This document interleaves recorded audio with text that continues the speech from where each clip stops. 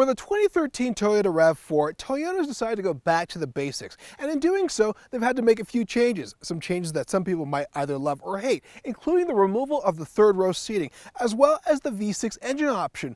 But to compensate, they've introduced some brand new onboard tech, as well as sleek new exterior styling, as you can very much see. Toyota's decided to listen to its consumers, and they've said that people really want a vehicle that can take them and their gear where they want to go.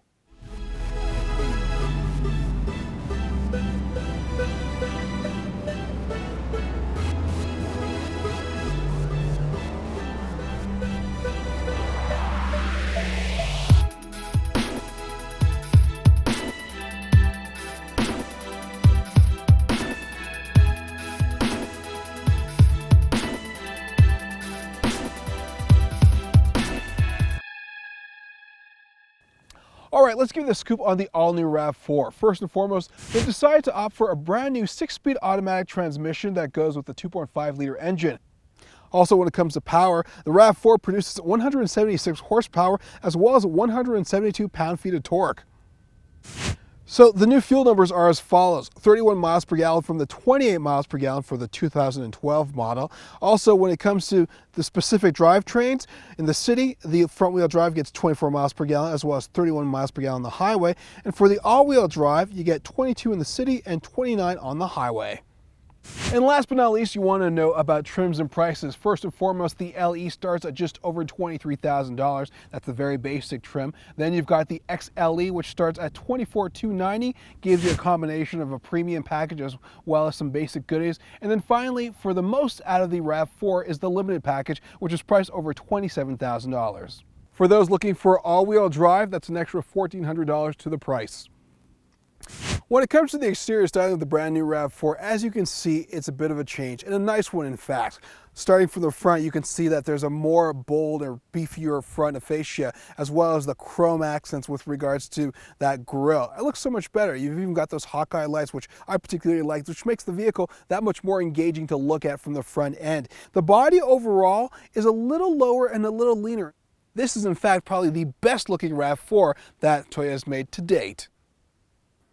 All right, the interior of the brand new RAV4, way better looking from top to bottom, starting with the front dash. You've got some aluminum accents which make it very attractive, and at the same time, there's still that sense of simplicity when it comes to the gauges, but there's nothing wrong with that. Steering wheel, got a nice grip to it. Also, you've got multi-functions on it. Center console is nice, very fitting. What they've done here too is that what is now standard on all RAV4 models is touch display, so I kind of like that feature.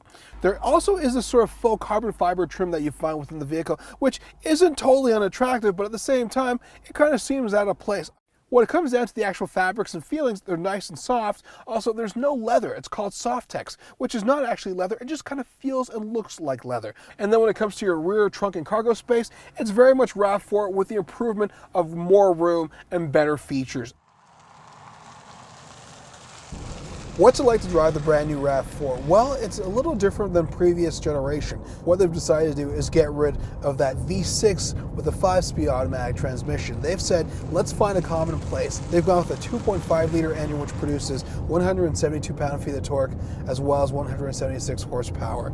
Toyota's decided to give this particular vehicle 2 standard drive modes. It's got an eco mode and a sport mode. Now, first and foremost, the eco mode dulls up the throttle response, so you can't expect that power. You've just got to rely on a relaxing, comfortable drive. And of course, with that eco mode, you'll be saving some dough on gas. Now, to compensate for that, you've got a sport mode.